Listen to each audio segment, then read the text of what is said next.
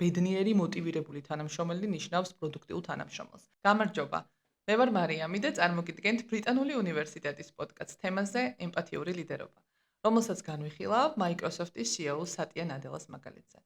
წარმოიდგინეთ ტექნოლოგიური გიგანტი, სადაც რეალურად თანამშრომლები ერთმანეთთან მაღალ დაპირისპირებაში არიან, არის კონკურენციის აგრესიული კულტურა, თანამშრომლებს შორის დაბალი კოლაბორაცია და შესაბამისად ეს ქმნის გარემოს, სადაც თანამშრომლები თვითგანვითარების და წინსვლის ნაცვლად თვით დამკვიდრებაზე არიან ორიენტირებული. სწორედ ამ დროს ხდება კომპანიის ლიდერი სატია ნადელა, რომელიც ნერგავს სრულიად ახალ მიდგომას, ემპათიურ ლიდერობას. კონკრეტულად რა გააკეთა სატია ნადელამ? სრულიად შეცვალა ორგანიზაციული კულტურა, რაც ნიშნავს იმას, რომ თანამშრომლების შეფასება აღარ ეფუძნებოდა ინდივიდუალურ შედეგებს.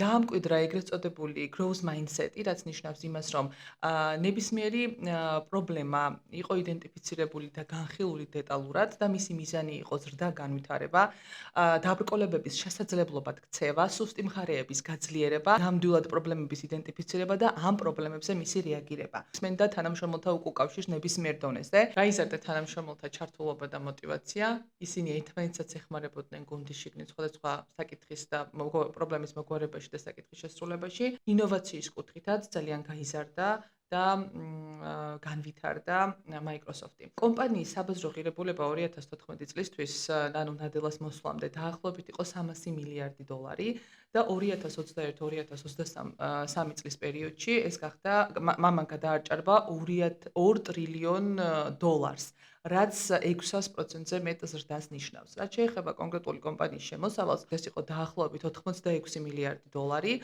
და 2023 წლისთვის $211 მილიარდ მიაღწია, რაც 155%-იან ზრდას ნიშნავს. ეს кейსი გვაჩვენებს, რომ ემპათია არ არის სისუსტე, არამედ სტრატეგიული ლიდერული უნარი.